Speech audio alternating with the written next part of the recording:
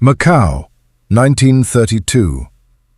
On Rua da Felicidad, where red shutters leaned over narrow cobbled streets and the scent of almond biscuits drifted from old bakeries, there stood a tiny lantern shop squeezed between a herbalist and a tailor.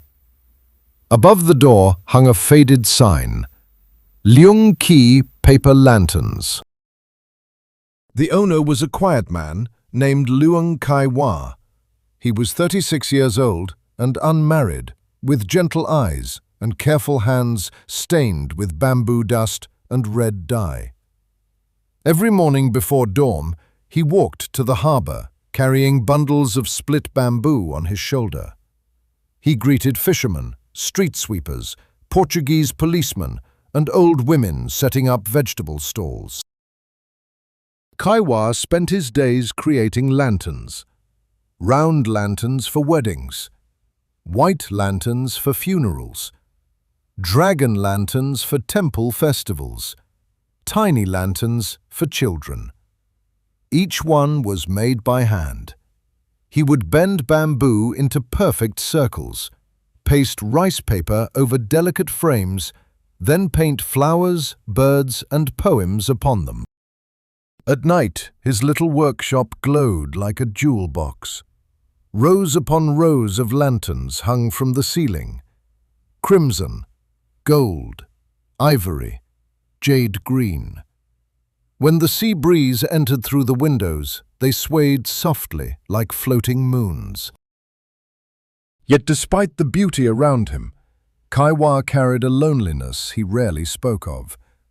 His parents had died years before. His brothers had left for Hong Kong. Sometimes, after closing, he sat outside with a bowl of noodles and watched families pass by. Then he would return inside and light one final lantern before bed. Just one, enough to keep the darkness away. Morning mist drifted across Macau harbor. Fishing junks rocked gently on the water. The city was changing. New ships arrived, new businesses opened. But the old rhythms of Macau still endured. One rainy afternoon, as a typhoon warning flag fluttered above the harbor, a young woman entered the shop. She carried a patched umbrella. Rain dripped from its edges. Her name was Kwok Sao Yin. Sao Yin taught reading and writing to poor children. "I need lanterns," she said. "Many lanterns." Kai Hwa smiled. "That is fortunate. I happen to make them." She laughed. The sound reminded him of wind chimes. For the first time in months, he laughed too. Sao Yin explained that the children would soon celebrate the Mid-Autumn Festival. Many had never owned lanterns before. Their families were fishermen, laborers, and washerwomen. Money was scarce. She could only pay half the usual price. Kai Hwa agreed immediately. In truth, he intended to charge nothing. For weeks, he worked late into the night. He created rabbits, fish, butterflies, lotus flowers, little sailing boats. Every lantern was different. Every lantern was made with care. The festival evening arrived beneath a silver moon. Children ran laughing through the courtyard, carrying glowing lanterns. Rabbit lanterns, fish lanterns, butterfly lanterns. The courtyard shimmered with light and laughter. Kai Hwa stood quietly at the back. One little boy held his lantern as though it were treasure. A young girl refused to set hers down even while eating mooncake. For the first time, he understood what his work truly meant. After that evening, Sao Yin visited often. Sometimes she stopped by after classes. Sometimes Kai Hwa delivered tea and almond pastries to the school. The children adored him, especially when he taught them to make tiny lanterns from scraps of paper. The schoolroom filled with laughter. Paint. Paper. Questions. Master Leung, can dragons fly? Master Leung, have you ever met a pirate? Master Leung, are you rich? That question made everyone laugh, especially Cao Yin. Months became years. Macau changed, slowly. Yet some things remained unchanged. The sea, the churches, the temples, and the friendship between Kai Hua and Cao Yin. Though perhaps friendship was no longer the right word, neither dared speak openly. Then came the flood. 3 days of relentless rain submerged streets beneath muddy water. Homes were damaged. Boats broke free from their moorings. The school suffered badly. Books were ruined. Desks overturned. Supplies destroyed. Kai Hua closed his shop and immediately went to help. For days he cleaned mud, repaired walls, and carried furniture.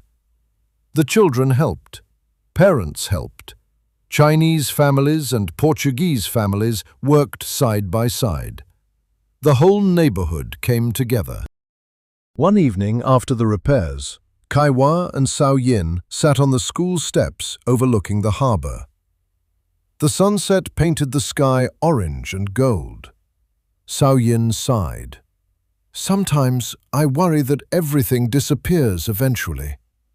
Kai Hua nodded. Then he answered quietly. Perhaps that is why we must keep lighting them. The following spring, they married. The wedding was simple. The entire neighborhood helped. The baker supplied cakes. The fisherman brought fish. The tailor created decorations. And every lantern at the celebration came from Lam Ki lanterns. The street glowed like a river of stars. Years passed. A daughter was born, and then a son. The children grew among bamboo strips, paintbrushes, and books. Every mid-autumn festival, they helped create lanterns for neighborhood children. Always free, just as their parents had once done. Many years later, Kai Hua stood outside his shop. His hair had turned silver. The city had changed almost beyond recognition. Yet lanterns still glowed. Children still laughed. Families still gathered beneath the moon. Cao Yin stood beside him. Together, they watched a lantern procession winding toward the harbor. Hundreds of tiny lights shimmered upon the dark water. For a moment, it seemed as though the stars themselves had descended to earth. "Do you ever regret staying here?" Cao Yin asked softly. Kai Hua smiled. No, he squeezed her hand gently. Because every lantern eventually goes out. He looked toward the lights drifting across the harbor. But its light remains with someone. And beneath the moonlit skies of old Macau, the lanterns drifted onward, carrying hope into the future. Perhaps that is the way of all good things. A lantern may shine for only a night. A kind word may be spoken in only a moment. A helping hand may be offered and then forgotten by the one who gave it.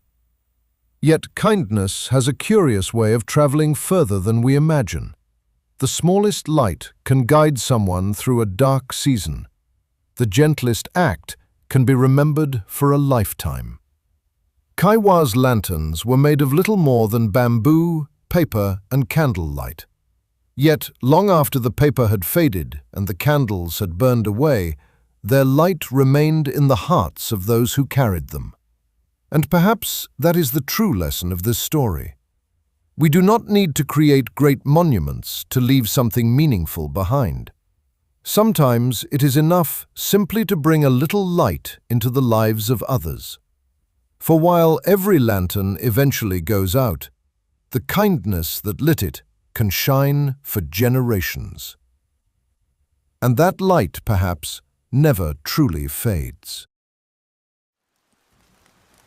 Thank you for spending this time with me here at the Oriental Story Hour. If you enjoyed this journey through the lantern-lit streets of old Macau, please give this video a like, subscribe to the channel, and share your thoughts in the comments below. I'd love to hear what you thought of tonight's story. And until our paths cross again, may kindness light your way, and may you always find hope in the darkest of nights. Take care, and join us next time for more tales of love, loss, mystery, and hope from old Asia.